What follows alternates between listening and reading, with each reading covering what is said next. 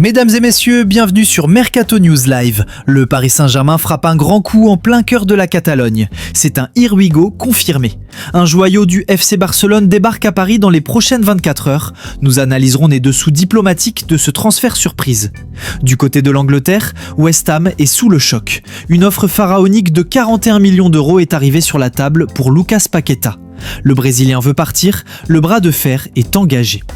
À Barcelone, la direction s'active pour blinder sa nouvelle pépite, Fermín López, auteur d'une saison absolument monstrueuse, alors que la Première Ligue rôde. Nous ferons également un point complet sur le dossier le plus brûlant pour l'été prochain, Jérémy Jacquet. Chelsea, Liverpool et le Bayern Munich se livrent une guerre totale pour le défenseur de Rennes. Et enfin, nous mettrons fin aux rumeurs folles qui enflamment l'Angleterre. Xabi Alonso est-il vraiment en contact avec Liverpool pour remplacer Arne Slot ? Fabrizio Romano a tranché et nous vous dirons toute la vérité. Installez-vous confortablement, c'est parti votre JT Mercato News Live. Commençons par l'information principale de la journée, confirmée par les sources les plus fiables. C'est un véritable séisme dans la formation barcelonaise. Le Paris Saint-Germain a bouclé le recrutement du très prometteur milieu de terrain, Dro. C'est un Here we go officiel, l'affaire est conclue. Mais ce qui rend ce transfert fascinant, c'est la manière dont il a été orchestré. Analysons la situation. Dro, 18 ans, disposait d'une clause libératoire au FC Barcelone d'un montant de 6 millions d'euros. Dans le marché actuel, pour un talent de ce calibre, c'est une opportunité en or, presque une bouchée de pain pour un club comme le PSG. Le PSG aurait pu simplement déposer les 6 millions à la Ligue espagnole et empocher le joueur sans discuter avec le Barça. C'est une méthode agressive, souvent utilisée, mais qui détériore durablement les relations entre clubs. Et c'est là que la stratégie parisienne est intéressante. Le PSG, sous la houlette de Luis Campos et Nasser Al-Khelaifi, a choisi la voie diplomatique. Au lieu de payer 6 millions de force, ils ont contacté le Barça pour négocier un transfert à l'amiable. Le résultat, le PSG va payer environ 8 millions d'euros. Pourquoi payer 2 millions de plus que nécessaire ? C'est une manœuvre de soft power. Le PSG envoie un message « Nous voulons votre joueur, il veut venir, mais nous vous respectons en tant qu'institution ». Cela évite une guerre ouverte et pourrait faciliter de futures négociations. C'est un calcul intelligent de la part de Paris. Il ne faut pas sous-estimer l'aspect humain de ce dossier. Le joueur voulait partir, explorer de nouvelles options. Et qui retrouvons-nous au cœur de ce transfert ? L'agent de Dro n'est autre qu'Ivan de la Peña. Pour ceux qui suivent l'actualité parisienne, ce nom vous est familier. C'est aussi l'agent de l'entraîneur Luis Enrique. La connexion est évidente. Luis Enrique a été directement impliqué pour présenter le projet parisien aux jeunes talents. Avoir l'entraîneur de l'équipe première qui vous appelle et qui partage le même représentant, ça pèse lourd dans la balance.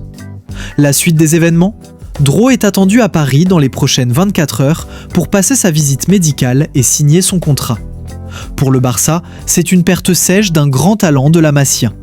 Pour Paris, c'est un pari sur l'avenir, sécurisé avec une élégance diplomatique rare dans le football moderne.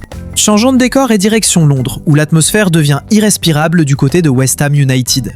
Le dossier Lucas Paqueta, qui traîne depuis des mois, vient de prendre une tournure explosive. Nous avons une nouvelle offre officielle et elle est colossale.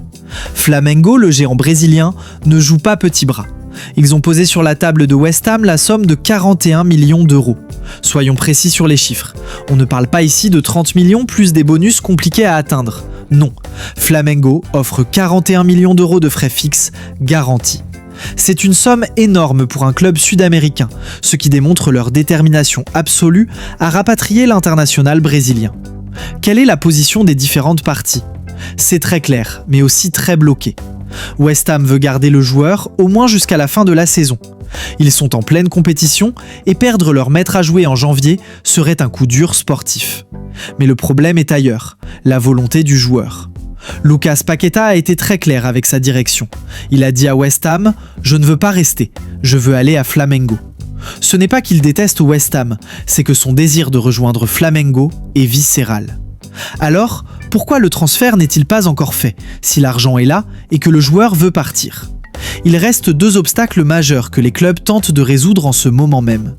Premièrement, West Ham insiste encore pour essayer de le convaincre de rester 6 mois de plus. C'est une bataille psychologique. Deuxièmement, et c'est souvent le nerf de la guerre, les modalités de paiement. Flamengo offre 41 millions, certes, mais West Ham veut savoir quand cet argent arrivera. S'agit-il d'un paiement en une fois, étalé sur 3 ans, sur 5 ans ? C'est là que se jouent les négociations actuelles. C'est un dossier brûlant à suivre dans les prochains jours. La pression de Paqueta sera-t-elle suffisante pour faire plier West Ham face à cette montagne d'argent ? La suite au prochain épisode. Retour en Espagne, si le Barça perd Dro, ils sont en train de verrouiller à double tour une autre de leurs pépites qui explose tout cette saison, Fermín López. Le directeur sportif, Deco, a passé la vitesse supérieure. Un nouveau contrat est en phase finale de négociation et la semaine prochaine pourrait être décisive pour l'annonce d'un accord verbal total. Pourquoi cette urgence ? Il suffit de regarder les statistiques. Fermín López réalise une saison absolument phénoménale. Nous parlons de 20 contributions de buts et passes décisives confondues, à ce stade de la saison. C'est simple, il est décisif quasiment à chaque match. Sa capacité à se projeter, sa finition et son volume de jeu font de lui, selon la direction du Barça, l'un des meilleurs jeunes joueurs du monde actuellement. Il n'est plus un espoir, il est devenu un cadre. Il faut rappeler le contexte, l'été dernier, Chelsea était venu au renseignement.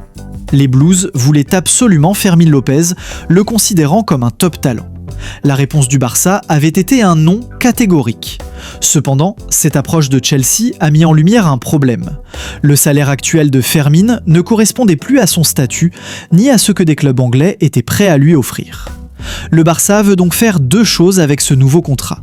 Récompenser le joueur pour ses performances incroyables, être reconnaissant c'est important dans la gestion humaine, s'aligner financièrement sur le marché pour éviter toute tentation future. Deco veut lui donner le contrat important qu'il mérite.